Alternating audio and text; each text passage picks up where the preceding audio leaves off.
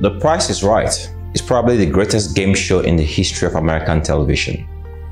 The show revolves around contestants competing by identifying accurate pricing of merchandise to win cash and prizes.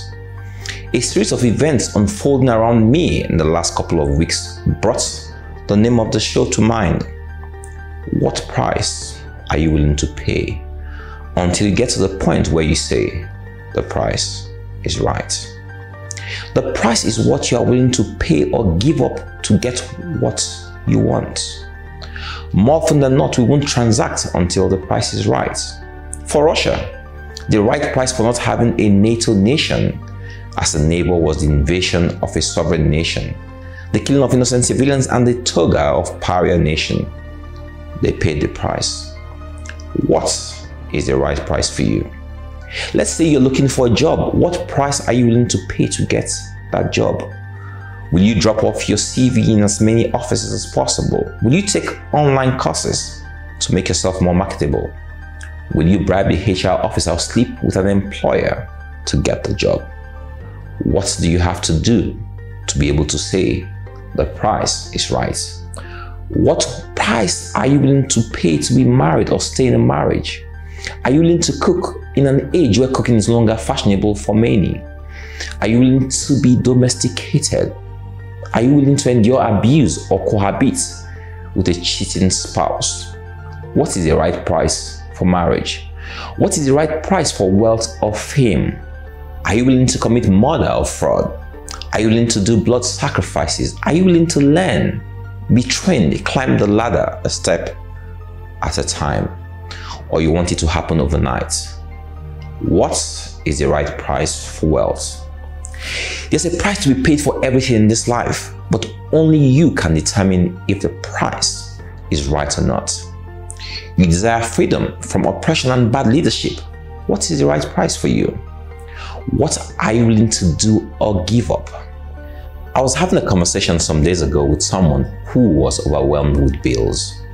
I advised him against embarking on a trip that I felt was unnecessary and instead used the money, no matter how small it was, to offset some bills. His reply was, God day. Foregoing that trip was not the right price to pay to reduce his debts. What is the right price for your peace of mind? What is the right price for your sanity? What are you willing to pay that makes you just shout, the price is right?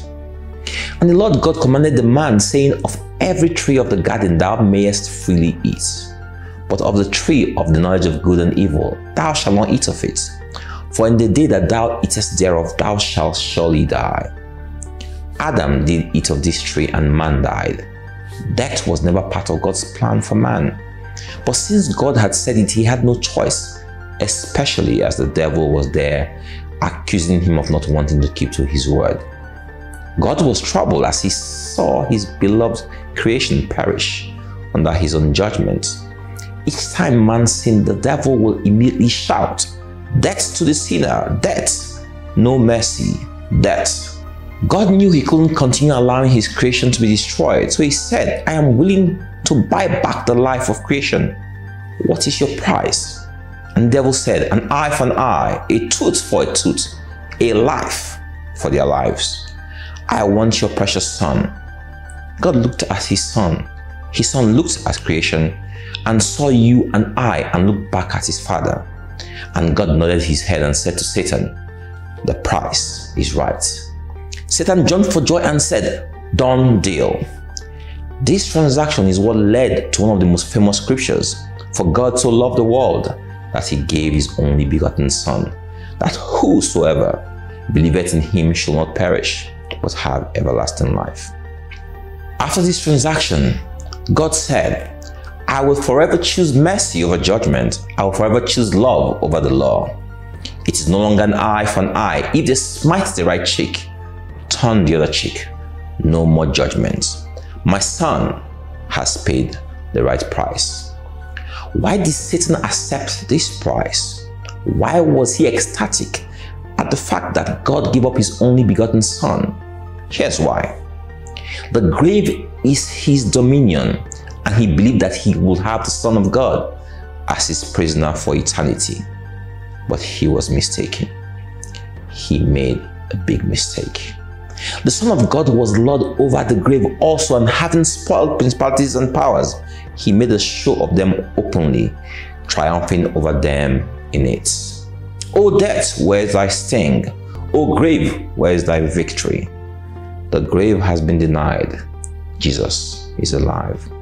Child of God, you are bought with a price, so before you pay any price, always remember the price paid for you. It was the right price. God bless you all.